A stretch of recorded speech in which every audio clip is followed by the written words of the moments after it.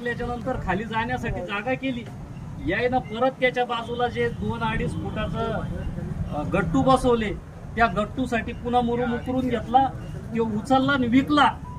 म्हणजे प्रत्येक व्यापाऱ्याला मी विचारलं, ते म्हणे आम्हाला कमीत कमी 2 ट्रिपा मुरुम जवळपास प्रत्येक व्यापाऱ्याला 3-3, 4-4 हजार रुपये खर्च आला.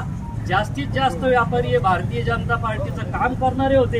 यायनं सांगितलं की आम्ही निवडणुकीत यायला यायची जागा दाखवणार आहे, आणि त्या सगळ्या भाजपच्या लोकांना सुद्धा आपल्याला मतदान केलं. त्याच्यामुळं त्यांचे लोक सुद्धा त्यांच्या बाजूने राहिले नाही.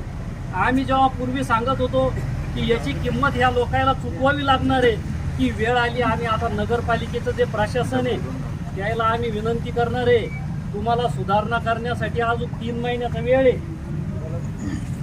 3 महिन्यामध्ये सुधारणा करून घ्या. 3 महिन्यात जर सुधारणा झाली नाही